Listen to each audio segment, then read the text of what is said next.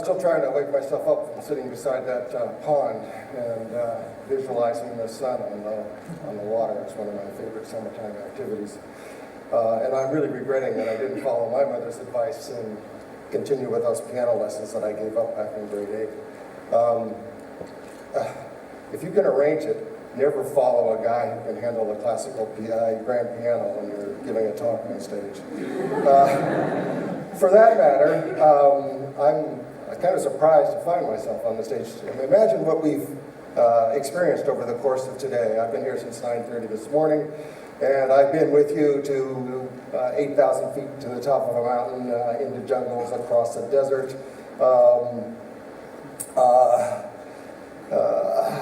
on journeys far and wide, led by adventurers who have had extraordinary and remarkable experiences. And me, I'm just a guy who's gotten up every day for 35 years and gone to work, and I'm not quite sure what I'm doing here. But I do feel like I have something to say about owning your passion. So if you'll bear with me, for I think this is the last talk of the day, I'll share what I have to say. We often advise our students to follow their passion. The problem is that many of the students that I've seen over my 35 years of working with young people have a hard time sort of following that advice. It's not that they don't understand what we're saying, it's just that they can't really say what their passion is. Maybe they're passionate about some things. Maybe they're passionate about a lot of things. Typically, a lot of the brightest and most diversely talented young people I've worked with are passionate about so many things that they sort of don't know where to begin. It's sort of tough to follow your heart when your heart can't make up its mind. If you'd asked me when I was a high school student, many years ago, I could have told you things that I liked, things that I was even passionate about. I was pretty passionate about mathematics, about basketball, about ice cream, about that girl in my English class. I was also pretty interested in the civil rights movement and the anti-war movement. This was in the 60s, and those issues were on the top of many young people's minds in the States in those days. But the passion that was going to shape my life, I didn't even know who I was well enough to say that. So I'm going to try to give you some sense of how I discovered my passion and what it is over the course of the next 15 minutes or so. I mean, I think that ultimately it's only in retrospect, with the benefit of 35 years of hindsight, that I can really articulate what it is that I'm passionate about. I would tell you now that the sort of three things that I'd identify that I'm passionate about is I'm passionate about working on problems that transcend disciplinary boundaries. So bridging boundaries, taking knowledge in one area and applying it in another area, the sort of interdisciplinarity of it all. I'm passionate about working with small groups of dedicated people who are committed to a common vision and the power of such a group. And I'm passionate about teaching, about working with young people, helping them discover and then own their passion. And how I came to be able to articulate that, having started with math and basketball and ice cream, all of which I'm still passionate about, and that girl from my high school English class is still with me 46 years later, and she's over there in the audience. So some things stay with you. But I'll tell you my story in sort of three parts. There's an early exploration stage, and that characterizes my years at MIT. There's the sort of what I think of as the long haul stage. I've been really taken with Luke Doucet's song, Long Haul Driver. You know that song? It's great. Long haul driver. I think of myself as a long haul driver, and a lot of what I'll say happened over the course of that long haul. And then I'll conclude with the, well, for me, is the modern era, what I'm up to now and how I got there. So, working across boundaries, working with a small group of like-minded people, and working with young people to help them explore and discover their passion. I should say that you heard an introduction that talked about the passion in the world of research. And I do have a lot of interest in vision and image processing and all that sort of stuff, but I'm not going to talk about that at all today. I'm going to talk about what made me a teacher and why I'm even more passionate about that. My journey begins in over a 10-year span at MIT, where I started off, I would have told you that I was going to major in chemistry or chemical engineering. I'd done advanced placement chemistry in high school. That was an enrichment opportunity. I was gung-ho on doing enrichment things. And I was keen to do that. And I realized as I was flying to Boston to start my undergraduate career at MIT that I'd gotten advanced placement credit for chemistry, and I didn't have to take that in the first year. And that opened up a whole new world to me, and I never took chemistry again. Never. So all of a sudden, my path veered off in a quite different direction. I'm going to keep coming back to this notion of sort of taking a journey. And so let's think about, we've been talking about the water theme recently. So let's imagine we're going on a journey down a river. And it's a river that's sort of uncharted. We don't have a map. We've never been there before. Maybe we've been able to talk to a guide who's been there and can share some of their experience, but it's a whole open adventure laid out before us. My first bit of advice comes from such a trip that we did on the Salmon River in northern Idaho a long time ago, where there is this river guide by the name of Walt. And he pulled us off to the side of the river at the top of our first Class 4 rapid. The Class 4 rapid was the first level of rapid that you sort of had to pay attention to because it could do damage to you if you didn't pay attention as you were going through. And his advice, which is the single most important bit of advice that I picked up over the course of my life, and which I still give to my students to this day, is that, remember, Ed, as you go into this rapid, zip up your life jacket, and for God's sake, keep paddling. Keep paddling. That's my advice. Keep paddling. Okay, so in my years at MIT, I was exploring a lot of different things. I stayed at MIT right through the bachelor's and master's because that was a good way to keep Uncle Sam off my back at a time when he really wanted to ship me to Vietnam. And I had no idea what I was going to do my graduate degree on, but I had a faculty member by the name of Bob Kennedy, not the same Bobby Kennedy that Wade Davis was talking about earlier this morning, but Bob Kennedy, who was a faculty member at MIT, who was an optical communications guy, and he was a faculty member who was a great teacher, and I was working for him as a teaching assistant, so I went to see him as graduate students often do, and they knock on the prof's door and they say, I need an idea for my thesis, if you got it. And as profs often do, he had a list of topics on his blackboard, mostly having to do with the establishment of high-tech optical communications links that didn't really ring to me about, immediate social good, and I was anxious about that. But at the bottom of the blackboard was this one word, misspelled, cataract. And I said, I'll do that, what is it? And he said, there's this ophthalmologist who read about what we were doing in optical communications at MIT and reasoned that if you're going to communicate with lasers, that's using light, and you've got to get through clouds when the weather's cloudy. Maybe people who've studied that problem can help the ophthalmologist see better through cloudy corneas, people who have cataracts, when they're trying to diagnose the state of health of their retina. And that was my first sort of glimmer of an understanding that what I had learned in the high-tech world of optical communications, we were just beginning to really understand what lasers and communications by laser was all about. This was in the late 60s. That knowledge might actually carry over and say something important about vision through biological lenses that were beset by cataract problems. And I spent my master's degree working on vision through cataracts, improving vision through cataracts. And it turned out that there were things that we could do about that. But at the end of my master's degree, I was sort of, again, wondering what next? What sort of channel of this river journey that we're working our way down should I go down next? And at the end of your master's at MIT, you have to go through an oral comprehensive exam.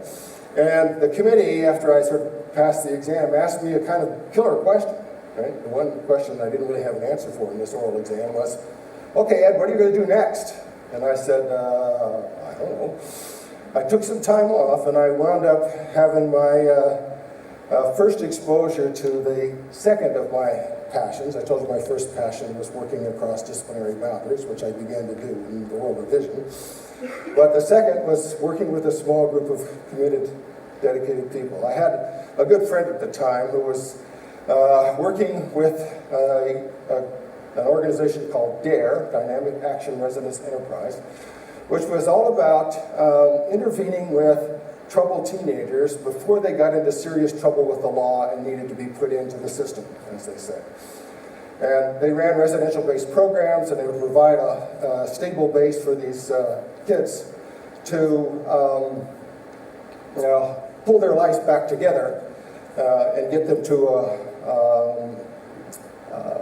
a healthier state. Help them, in fact, in some sense, helping them own their own potential, discover and own their own potential. These were the kids who were at the struggling end of the spectrum. And that opportunity of working with a small group of dedicated people, a live-in social work kind of experience, if you've never had that kind of experience, living in 24 hours a day with teenagers who have lots of challenges, that's an issue. I see that I'm going to run out of time way before I get to my long haul.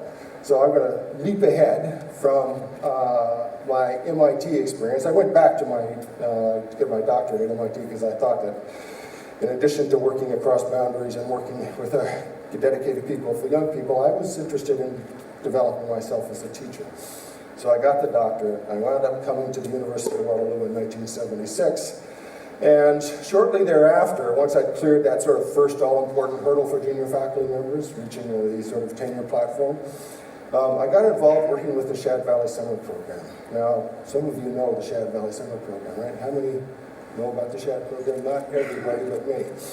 Shad is an extraordinary enrichment experience designed for high school students at the sort of age 16 or 17 level, grades 10 or 11, maybe 12, where groups of about 50 students come from across Canada to live in residence on a university campus for an intense 4-week immersion in an enrichment experience that sort of is focused around technology and entrepreneurship, but is really a much broader experience than that. It is a whole body immersion and actually being introduced to challenges unlike challenges you'll find anywhere else, and is designed to create a comfortable environment for these students to sort of step outside their comfort zone, take on risks and challenges where the penalty of failure is they don't have to worry about getting a low mark.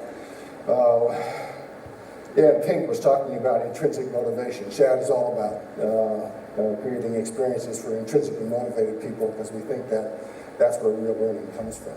And people ask me about why I did Shad, because it was kind of a crazy thing to do. In fact, I've been doing Shad for 25 years. Every July for the last 25 years, I've left my family, put my professional career on hold, and moved into an unair-conditioned residence on the campus of the University of Waterloo with 48 highly energetic, demanding, enthusiastic teenagers. Now, when people ask me why I do that kind of insane thing, many of my colleagues think it's a pretty irrational thing to do, to take that kind of time to do that. But I say, Shad is the most important thing I do. It's the most fun thing I do. It's the purest kind of teaching I do, because I don't have to worry about marks, right? I get to help people meet challenges that help them find out who they are and what they're really excited about. Shad is created by a small group of dedicated people who are committed to this vision of helping people to sort of identify and own their passion. So Shad kind of brings together a lot of these things that have been my passion. It sort of transcends disciplines. It is a group of dedicated people, and it's an opportunity to do teaching unlike anything else that you do as a professional teacher. It's not like high school teaching, it's not like university teaching. It's an extraordinary experience. And if you talk to your friends who have been to Shad, as soon as you ask them, tell me about the Shad experience, you'll have a hard time shutting them up because they want to talk about it, because it's typically an experience that's transformed their lives. That long haul of doing 20 years in the trenches with Shad turns out to have done a remarkable thing for me. I used to say it cost me personally in time, it cost me professionally in time to do Shad, but it was a good thing to do, so I did it anyway. But in 2003, as coming to the end of my term as chair of Systems Design Engineering, I discovered that of all the Millennium Scholars on campus at the University of Waterloo, across the entire campus, 1/3 of those students were either Shads or were in the program in engineering that I was teaching in Systems Design Engineering, which is an intrinsically interdisciplinary, remember that theme of my interdisciplinary passion, undergraduate engineering program. That extraordinary event of that high hit rate of Shad and systems in our Millennium Scholar population was something I had to brag to the provost about. Our provost at the time was Ahmed Chakma, currently your president at the University of Western Ontario. And he gave me the opportunity to do my own thing. He said, look, Ed, would you champion a new kind of enrichment experience like Shad, but for a broader audience? And we created something called Waterloo Unlimited, which you've heard about briefly. It is an enrichment experience built around the cornerstones of transdisciplinarity across disciplines, intrinsic motivation, community, and the skills to become self-enriching. It's an opportunity for students at grade 10, grade 11, and grade 12. We've had students come back for all 3 of our programs. That is compressed in time, but equally transformative. And it wasn't long after we started running Waterloo Unlimited in 2004 that we started asking ourselves the question, hey, we are really getting it right about how to do enrichment. Talk to people who know Shad. We know how to deliver an enrichment experience, right? Talk to people who've come through Unlimited. They have been transformed. And then they go off to university, and they come back to me and they say, Ed, university is kind of lame after what we saw at Shad or at Unlimited. Why is that? And so we asked ourselves that question. Why is that? As we turned around and responded and created what I think is an answer to the question about what it is that our universities are offering our undergraduate students, our high school graduates, that's turning off so many of them. Our undergraduate programs are asking people to specialize far too soon. And what we've tried to do is effectively reinvent the classic liberal arts framework, the classic university education, a Renaissance education for the 21st century. And if you go to my website, you'll see something called the Bachelor of Knowledge Integration. Knowledge integration is a program designed for the student who wants to maintain an interest across the arts and sciences, but acquire skills for engaging with and adapting to this rapidly changing world. Daniel Pink was so articulate in talking about how the world is changing. Our program is about 3 years old. We'll have our graduates next year. And that sort of brings me around to, I'm way out of time, but nobody's coming after me, so I'll go on for a little bit longer. I want to just close the loop on this river trip. Right? What happens for those of you who were asking me in the break earlier, how do you figure out where to go or what to do? My advice to you is to do something. Do something that you feel good about doing. Right? Do it, and if you feel good about doing it, keep doing it. If you don't feel good about doing it, well, do something else. Find somebody who's doing something interesting and let that person be your guide. And if you keep doing that, and if you keep on the long haul, as I did, I was following guides like George Soulis, guides like Walt, guides like Jerry Wright, who started the DARE organization, for all those years. And if you keep following along, keep doing what the guides tell you, before long they let you become the guide. And pretty soon you could start your own journey and do things that you find compelling and are passionate about and people will start tagging along with you. And that's how Unlimited happened, and that's how knowledge integration happened. And those are some of the things I'm passionate about, and I'm still delighted to have that high school English student, my first passion, along for the ride. So thank you very much.